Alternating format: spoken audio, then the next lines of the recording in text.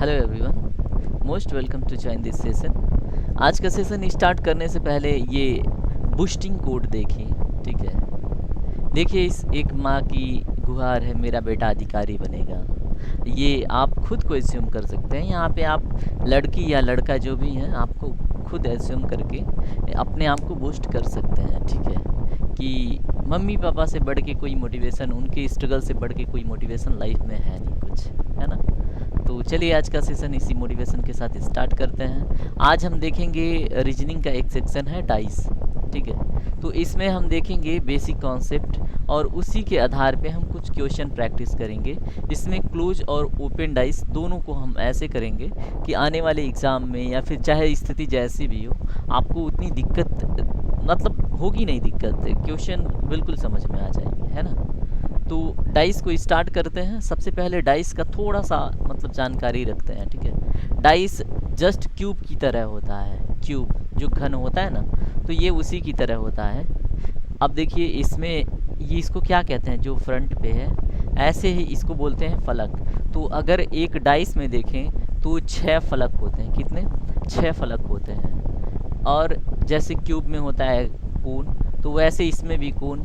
अब देखिए इसमें कोनों की संख्या 8 होती है। ठीक है, और इसमें अगर एज की बात करें, कोर, ठीक है, तो इसको बोलते हैं कोर, तो ये होती है 12। मतलब ये बिल्कुल घन की तरह है, क्यूब की तरह है। ठीक है, तो ये छोटी सी जानकारी। अब आगे बढ़ते हैं। अब देखिए डाइस में हम रूल देख लेंगे तो हमारे लिए ना क्वेश्चन बिल्कुल मक्खन हो जाएगा, उसको बिल्कुल आराम से कर लेंगे हम। तो हम रूल देखते हैं। ये इंग्लिश पढ़ने की आवश्यकता नहीं है आपको, हम इसको समझाते हैं। रूल फर्स्ट में क्या बोल रहा है, ठीक है, ये दोनों फिगर ध्यान से देखिए। ठीक है, सॉरी, तो इन दोनों फिगर में आप देखिए 2 जो फेस पे है ना, इन दोनों डिफरेंट पासों में क्या है, कॉमन है। ठीक है, अगर ऐसे में ये 2 कॉमन है तो इसके संलग्न कौन है, 4 3 6 1। तो ये 4 3 6 1 इसके कभी अपोजिट नहीं होंगे। ठीक है, 4 3 और 6 1 इसके अपोजिट नहीं है। तो जो बचा हुआ पार्ट है कौन सा बचा है, 5, तो 5 इसके अपोजिट में 5 हो जाएगा। ठीक है, तो अगर स्थिति ऐसी हो तो आप इस बात का ध्यान रखें। ठीक है, देखिए यहाँ पे केवल 2 रिपीट हो रहा है सेम फेस पे, तो रूल फर्स्ट आपको हमेशा याद रखना है। ठीक है, चलिए रूल सेकंड देखते हैं। रूल सेकंड में देखिए क्या है। रूल सेकंड में आपको ये पढ़ने की आवश्यकता नहीं है, इसको मैं खुद समझा दूंगा। ठीक है, अगर आपको नोट बनाना तो आप लिख सकते हैं। तो देखिए इसमें 2 डिफरेंट पासे दिए हुए हैं, एक पासे की डिफरेंट स्थितियाँ। इसमें देखिए जैसे पहले वाले में था एक फेस कॉमन था, ठीक है, लेकिन यहाँ पे आपको एक फेस और कॉमन दिख रहा है 3। ठीक है, तो संलग्नतः एक कॉमन, दोनों कॉमन है। ठीक है, जब स्थिति ऐसी हो, ठीक है, तो जो डिफरेंट फेस वाले होंगे, डिफरेंट वैल्यू वाले, ठीक है, तो ये एक दूसरे के अपोजिट हो जाएंगे। तो यहाँ पे 5 6 के क्या है, अपोजिट है। 5 6 के अपोजिट है, तो ये भी आप हमेशा याद रखिएगा। इससे भी आप जब डाइस के सवाल सॉल्व करेंगे तो बिल्कुल आसानी से कर लेंगे। ठीक है, ये है आपका रूल नंबर 2। अब देखते हैं हम रूल नंबर 3 क्या बोल रहा है। ये क्लोज डाइस के रूल हैं। ठीक है, अब देखिए इनमें 2 डिफरेंट पासों की स्थिति दी हुई है। अब इसमें देखिए एक चीज़ है जो आपको दिख रहा है। देखिए हमेशा की तरह इसमें भी एक जो फ्रंट व्यू पे एक पॉइंट है वो कॉमन है। ठीक है, अगर स्थिति ऐसी बने फ्रंट व्यू पे और कोई भी अदर सेक्शन जैसे ये जो संलग्न वाले हैं, है ना, अगर स्थिति ऐसी है और एकदम बिल्कुल ये फेस पे हो और दोनों सेम हो, तो ऐसे में ना जो जिस फलक पे होता है वो एक दूसरे के विपरीत हो जाते हैं। यानी कि 5 का विपरीत हो जाएगा 6, यानी कि 5 का अपोजिट 6 और 4 का अपोजिट 2। ठीक है, तो ये बात अगर आपके दिमाग में है, जहन में है, तो आप जब क्वेश्चन सॉल्व करेंगे तो ये आपको उस समय रिकॉल होगा, तो आसानी से आप कर जाएंगे। ठीक है, तो ये आप रूल याद रखें। अब रूल नंबर 4 पे चलते हैं। डाइस का रूल नंबर 4 देखते हैं क्या कह रहा है। इसमें भी डिफरेंट पासों की स्थिति दी हुई है। इसमें एक चीज़ आपको देखने को मिलेगा, इसमें जो 6 की पोजीशन देखिए, 6 तो दोनों में कॉमन है, लेकिन इनका जो फेस की जो पोजीशन है वो चेंज हो गई है ना। जहाँ पे देखिए ये फ्रंट पे है, ये साइड में है ना, तो ये क्या हो गया, इसका पोजीशन चेंज हो गया। अब ऐसे में क्या होगा, ऐसी स्थिति जब होगी तो इन दोनों का, ठीक है, ये जो डिफरेंट स्थिति है, जो इसमें से नहीं होगा, जैसे 5 3 4 2 है ना, अगर ये इसके अपोजिट में नहीं होंगे, इसके अपोजिट में वो फेस होगा जो बचा हुआ रह गया है। तो देखिए 5 3 2 4 के अलावा क्या बचा हुआ है, तो 6 के अपोजिट 1 हो जाएगा, ठीक है। तो ये बात आप हमेशा याद रखिए। ये हो गए आपके 4 रूल, किसके, क्लोज डाइस के, ठीक है। अब हम देखेंगे कुछ प्रैक्टिस। देखिए आप फिर से, अगर आपको बार बार आप एक बारी और रिपीट कर लीजिएगा, ठीक है। तो फिर हम चलते हैं प्रैक्टिस पे, और प्रैक्टिस से पहले आपसे रिक्वेस्ट है, ठीक है, मेरे मोटिवेशन के लिए, ठीक है, और फिर हमारे फैमिली को, ये जो यूट्यूब फैमिली हम स्टार्ट किए हैं, टीचिंग का जो प्रोसेस स्टार्ट कर रहा है, ठीक है, और जो कंटेंट प्रोवाइड कर रहा है उसमें एक अच्छी क्वालिटी होगी, ठीक है, बेहतर समझ होगी, और एक मतलब पॉजिटिव अप्रोच के साथ हम आगे बढ़ेंगे, ठीक है। तो इसके लिए आपको क्या करना है, सिंपली सब्सक्राइब करना है, जिसमें आपका 2 सेकेंड जाता है, ठीक है। शेयर करना 1 सेकेंड जाता है। कमेंट यदि जो आपको लगता है कि किसी सेक्शन में प्रॉब्लम है तो कमेंट करें, ठीक है। लाइक करना, यानी कि आपके इन्वेस्टमेंट में यहाँ पे देखिए हम तो अच्छा खासा टाइम देंगे कि आप अच्छे से समझें, ठीक है। और इसमें सिर्फ इतना करने में आपका 10 सेकेंड जाता है, और 10 सेकेंड आप हमें देते हैं, तो ये हमारे मोटिवेशन के मतलब बहुत भी बड़ा आपका योगदान होगा हमारे मोटिवेशन में, ठीक है। चलिए हम क्वेश्चन स्टार्ट करते हैं। तो डाइस का फर्स्ट क्वेश्चन देखिए। अब इसमें हम रूल लगाएंगे ना, बिल्कुल मक्खन की तरह ये हमें मतलब सामने आंसर निकल के चला आएगा, ठीक है। अब देखिए ये डाइस की 3 स्थितियां हैं, किसी डाइस को 3 बारी उछाला गया है, ये 3 स्थितियां आपके सामने हैं। इसमें पूछ रहा है find out opposite to the 1, ये जो एक है ना, इसके अपोजिट फाइंड आउट करना है, ठीक है। तो आप इसमें से किसी 2 डाइस को कैच करेंगे जो आपके रूल के मुताबिक अच्छे से बैठता हो, ठीक है। तो आप एक रूल, जो आप रूल नंबर 2 देखे हैं, ठीक है। रूल नंबर 2 में क्या था कि अगर किसी में 2 कॉमन फेसेस हों, ठीक है, तो उनके जो संलग्न वाले पार्ट होंगे उनके अपोजिट नहीं होंगे, और उस अगर एक ही फेस पे नहीं है तो जो बचा हुआ पार्ट होगा ना वो उसके अपोजिट हो जाएगा। तो यहाँ पे अगर 2 और 3 को देखिए, ये डाइस मान लीजिए 2 है और ये 3 है, ठीक है। तो इनमें देखिए ध्यान से क्या है कि जो 5 है ना, है तो दोनों में, ठीक है। ये हमारे रूल नंबर 3 का है। रूल नंबर 3 में क्या था, अगर आपके पास 2 डाइसों की स्थिति हो जिसमें 2 कॉमन अंक हों और वो सेम मतलब फेस पे ना हो, देखिए 5 है लेकिन सेम फेस पे नहीं है, 5 है लेकिन सेम फेस पे नहीं है, अगर यहाँ पे होता तो रूल आपका अलग हो जाता है ना, लेकिन ये नहीं है। तो ऐसे में क्या होगा, ऐसे मैंने बताया कि जो फेस नहीं दिया हुआ है, जो संलग्न नहीं है, देखो यहाँ पे आप देखो 3 4 है, 6 2 है, इसके अलावा आपको 1 मिलेगा, ठीक है। और यहाँ पे आपसे पूछा जा रहा है find out opposite to the 1। अब या तो 5 का अपोजिट फाइंड आउट कीजिए या तो 1 का अपोजिट फाइंड आउट कीजिए, तो इसका आंसर हो जाएगा 5, ठीक है, बिल्कुल ईजी। तो ऐसे ही देखिए हमने इस पे रूल नंबर 3 लगा के सॉल्व कर लिया। अब देखते हैं हम डाइस का दूसरा क्वेश्चन, ठीक है। अब डाइस के दूसरे क्वेश्चन में देखिए, इसमें पूछ रहा है find out opposite to the F. अब इसमें देखना है आपको कौन सा नियम आप लगा के जल्दी से सॉल्व कर लेते हैं, ठीक है। ज़्यादा परेशान नहीं होना है, अगर आपको रूल याद है तो तुरंत आप आंसर तक पहुंच जाएंगे। तीनों डाइस को ध्यान से देखिए सॉरी। अब देखिए इसमें भी एक चीज़ आपको दिख रहा है, नीट एंड क्लियर दिख रहा है। अब आपको अपोजिट टू दी, यहाँ पे भी रूल नंबर 3 काम कर रहा है, देखिए यहाँ पे भी है ना, दोनों डिफरेंट फेस पे क्या है, एफ की स्थिति बनी हुई है, और इसके एडजेसेंट यानी कि संलग्न में सी और ई है, ए और डी है। तो सी ई ए डी के अलावा एफ का जो भी बचा हुआ पार्ट है वो क्या हो जाएगा, अपोजिट इसका, तो बी हो जाएगा इसका राइट आंसर, ठीक है। तो ये आप कितनी आसानी से कर पा रहे हैं, कितना सिंपल हो गया आपके लिए, है ना। रूल बस रूल दिमाग में रहना चाहिए, और उसके बाद डाइस के ये क्लोज डाइस के क्वेश्चन आप बिल्कुल आसानी से कर ले जाएंगे। देखिए ये अभी बेसिक स्तर पे हैं, आप और भी प्रैक्टिस कीजिएगा। अगर मुझे टाइम मिला तो और भी सेशन प्रैक्टिस के लेके आऊँगा, लेकिन ये सिर्फ आपकी मतलब समझ विकसित करने के लिए ये सेशन है, ठीक है। तो अब देखिए इसमें find out opposite to the B, ठीक है। अब देखिए इसका अपोजिट पूछ रहा है, अब इन दोनों में सेम रूल, ठीक है, यहाँ पे भी सेम रूल आप लगा सकते हैं, find out opposite to the B. अब देखिए यहाँ पे बी के संलग्न क्या क्या है, एफ है, डी है, यहाँ पे सी है, डी है ना। तो आपके पास बचा कौन कौन, ए बी सी डी ई, है ना। अब यहाँ पे क्या है, यहाँ पे संलग्न है और ये दोनों मतलब एक दूसरे के डिफरेंट फेसेस पे हैं, बी और ये, ठीक है।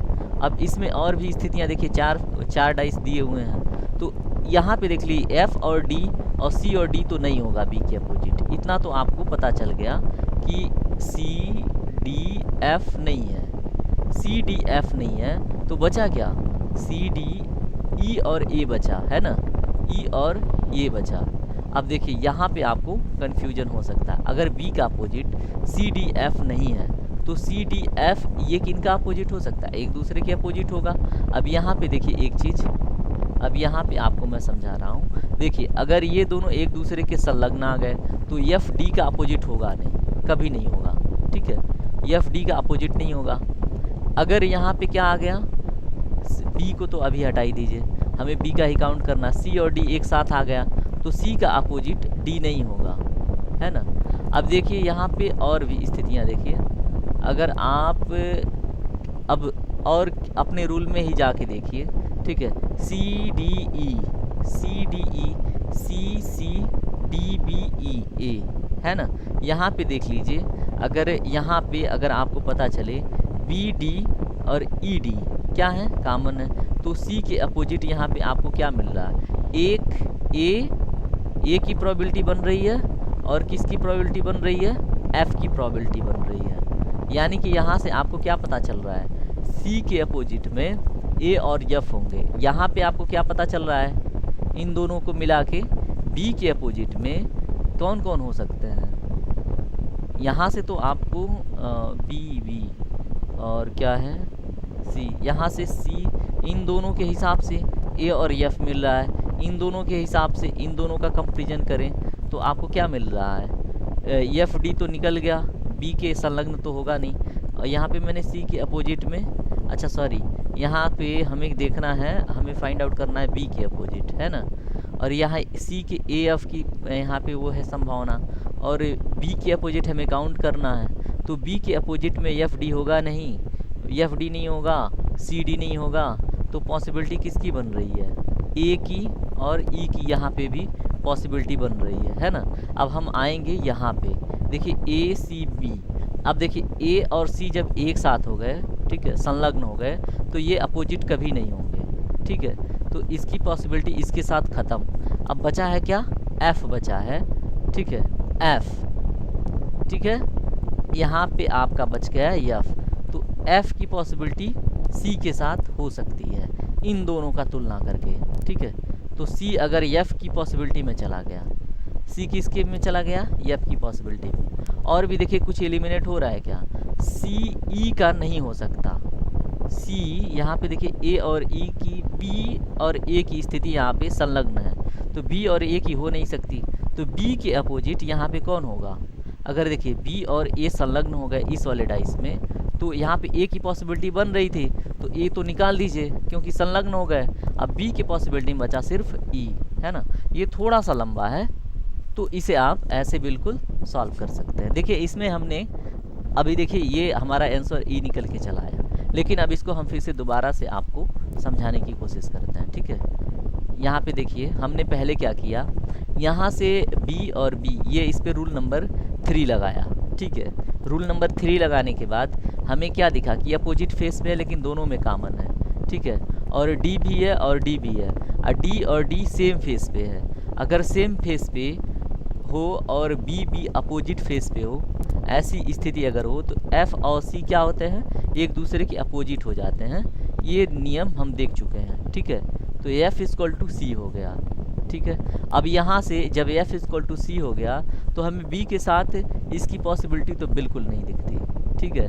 अब अगर यहाँ से एफ अपोजिट हो गया सी के, ठीक है, तो यहाँ बी सी के साथ तो कभी नहीं हो सकता, है ना, और डी के साथ भी नहीं हो सकता। तो अगर बी जो है, बी किसके साथ नहीं हो सकता, एफ के साथ नहीं हो सकता, डी के साथ नहीं हो सकता, सी के साथ नहीं हो सकता, ठीक है, इनके साथ नहीं हो सकता, ठीक है। अगर बी देखिए क्योंकि ये यहाँ पे संलग्न है, ठीक है, अगर एफ के साथ, डी के साथ, सी के साथ बी नहीं है तो बी को यहाँ पे देखेंगे, ये ए के साथ भी नहीं हो सकता, ठीक है। अब ए के साथ देखिए यहाँ पे संलग्नता में है, जब बी ए के साथ भी नहीं हो सकता तो बी किसके साथ हो सकता है, सी ऑलरेडी रिजर्व है, ठीक है। यहाँ सी के साथ भी नहीं हो सकता तो बी के साथ बचा कौन, सिर्फ और सिर्फ स्थिति बची ई की, तो बी के अपोजिट ई निकल आएगा, ठीक है। नियम लगाना है और कट पिट करके आपको सॉल्व कर लेना है, ठीक है। तो ऐसे जब 4 स्टेज होंगे तो आपको संलग्नता देखनी होगी, एडजेसेंट देखना होगा, ये देखनी होगी। अगर ऐसे स्थिति होगी तो वो अपोजिट नहीं होंगे, तो ऐसे आप सॉल्व कर लेंगे, ठीक है। तो ये जो कॉन्सेप्ट थे ये थे आपके क्लोज्ड आइज के। क्लोज्ड आइज पे बहुत सारे टाइप के क्वेश्चन बनते हैं, लेकिन आपको वो चारों रूल तैयार है तो वो आप आसानी से कर लेंगे, ठीक है। देखिए जैसे इसमें हमने ऑपरेशन करके निकाल लिया आंसर, ठीक है। तो ऐसे ही आप अगर ध्यान से रूल पे ध्यान देते हैं तो आप सॉल्व कर लेंगे, ठीक है। अभी चलते हैं हम किस पे, ओपन डाइस पे। ओपन डाइस को समझते हैं। देख लीजिए ओपन डाइस को मतलब कुछ बहुत बड़ा चीज़ नहीं है, इसमें डाइस को क्या कर दिया गया, ओपन कर दिया गया। इसमें सिंपली एक चीज़ आप ध्यान रखिएगा, ये जो एक दूसरे पे, ये तीसरे स्थान पे होते हैं ना, ये अपोजिट होते हैं, और ये जो फलक है इसके अपोजिट होता है, ठीक है। ये जो है इसके अपोजिट, मान लीजिए स्थिति ऐसी बनती है, निकली हुई है, तो ये इसके अपोजिट पॉसिबिलिटी है, हर एक सिचुएशन में हो, जरूरी नहीं है। और ये तीसरे पे क्या है, A16 है, तो ये क्या होंगे, एक दूसरे के अपोजिट होंगे, ठीक है। अभी इसको समझते हैं, ठीक है। कैसे, देखिए अगर आप इसको क्या करें, यहाँ से इसको बेंड करें, ठीक है, तो ये स्थिति इस पे आएगी, ठीक है, समझिए। अगर ये स्थिति यहाँ पे आई तो 2 यहाँ पे आ गया, ठीक है। अगर उसको बेंड किए, मतलब हम इसको क्या कर रहे हैं, क्लोज बना रहे हैं। पहले क्या कर रहे हैं, ये खुला हुआ है, तो खुले हुए डब्बे को हम क्या कर रहे हैं, बंद कर रहे हैं। एक को हमने मान लिया ये कांस्टेंट, ठीक है, एक हमारा फर्स्ट फेज पे कांस्टेंट है। अगर हम 2 को लॉक करेंगे और 5 को लॉक करेंगे तो ये मान लीजिए ये हो गया। अरे यहाँ पे थोड़ा सा स्पेस का अभाव है, मैं आपको समझाता हूँ। वैसे आपको तो समझ में आ रहा होगा कि ऐसे खुला हुआ है, अगर ए को फ्रंट फेज मान के अगर आप क्या करें, इसको लॉक करें, ठीक है, तो क्या होगा, ये 4 तुरंत लॉक होगा और 1 नीचे से आके लॉक करेगा उसको, ठीक है। तो अगर मान लीजिए ये हमने फ्रंट पे रख लिया 1 फेज, ठीक है। अब इसका हमें चाहिए क्या, ये सेकेंड फेज क्या है, ऊपर की तरफ खुला हो। मान लीजिए ये हमारा हो गया दूसरा फेज, ये 1 हो गया, ये 2 हो गया, ठीक है, ये 1 हो गया, ये 2 हो गया। अब यहाँ पे साइड में है जो 5 है, तो उसको जब नीचे हम लाएंगे, यहाँ पे से आप जब ला के निकालेंगे यहाँ पे, तो ये आपका हो गया 5, ठीक है, उस साइड से। अब इसको आपने लॉक कर दिया। अब यहाँ पे क्या किया आपने, 1 के जस्ट ऊपर चला गया 2, है ना, और 5 उधर से ये वाला फाटक आके क्लोज कर दिया, ठीक है। अब आपको क्या करना है, 4 को भी बेंड करना है। तो नीचे वाली जब जाएगी तो ये हो जाएगी आपकी, नीचे से जब ये आपका फ्रंट हो गया 4, अब यहाँ पे नीचे क्या हो जाएगा, 2 के जस्ट नीचे क्या हो जाएगा, 4 हो जाएगा, हो रहा है ना। अब यहाँ पे 4 आ गया, अब इसको आप मिला दीजिए। अब इसको जब मिलाएंगे, ये कौन है, ये जो 6 वाली जा रही है यहाँ से नीचे से उठ के, तो ये बाहर से इसको लॉक कर रही है 6। अब ये वाला हमारा फाटक जो खुला हुआ है, ये जो 3 है ना, ये यहाँ पे आ जाएगा, ठीक है। तो इस तरह से ये क्लोज सर्किट बन जाता है, तो हमें पता चल जाता है कि हमारा आंसर क्या है और कैसे खुला हुआ है। तो अभी हम इसमें क्वेश्चन भी देखेंगे, और इसमें कुछ नहीं है, ये 5 है ना।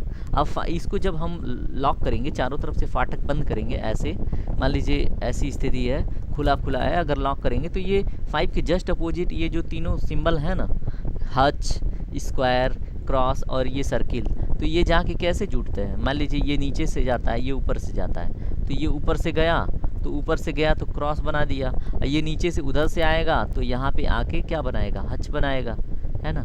और इधर से ये साइड से जाएगा तो ये भी कवर करके ये आपका बना देगा क्या, स्क्वायर, है ना।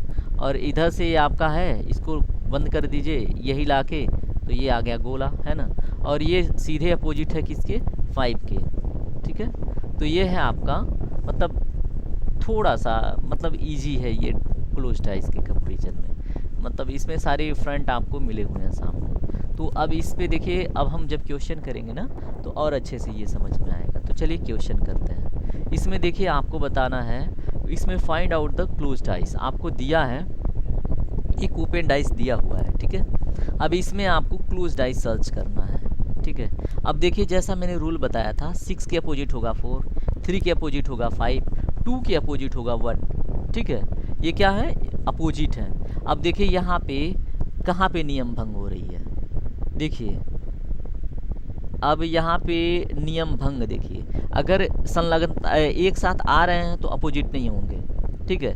अगर मान लीजिए यहाँ पे आ गया, यहाँ पे देखिए 1 है, ठीक है, और 2 आ गया, जबकि 1 2 क्या है, एक दूसरे के अपोजिट, लेकिन यहाँ पे क्या हो गए, साइड में आ गए। अगर साइड में आ गए तो अपोजिट हो नहीं सकते, इसलिए ये वाला डाइस रिजेक्ट हो गया, यानी कि ये पॉसिबल नहीं है, ठीक है, इस ओपन डाइस का। अब देखेंगे 1 4, 1 है 4 है, ठीक है, थोड़ी पॉसिबिलिटी है, 1 है 3 है, ये भी थोड़ी थोड़ी पॉसिबिलिटी है कि ये हो सकता है, ठीक है। अब देखते हैं 3 और 2 का, और 3 और 5 का। देखिए 3 और 5 एक दूसरे के अपोजिट है और यहाँ पे साइड में दे दिया, तो ये पॉसिबल नहीं है, इसको क्रॉस कर दीजिए, ठीक है। अब देखिए आपको मिला क्या, 1 6, ठीक है, और 1 4, ऐसे सामने सामने मिला, तो यहाँ पे आपकी पॉसिबिलिटी देखिए, ध्यान से देखिए, ठीक है।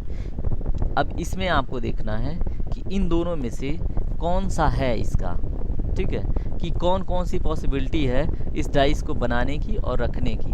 अब यहाँ पे देखिए 1 4, यहाँ पे मान लीजिए आपने रखा हुआ है, और 1 3 यहाँ पे लॉक किया, 6 नीचे गया, साइड में 1 3 हो सकता है, ठीक है। तो ऐसे स्थितियों में ये भी हो सकता है कि ये दोनों डाइस, ठीक है, मतलब रूल फॉलो करें, तो यहाँ पे क्लोज डाइस दोनों हो सकती हैं, पॉसिबिलिटी दोनों की हो सकती है, ठीक है, ऐसे क्वेश्चन में जहाँ पे आपके कैंसिल ना हो, ठीक है।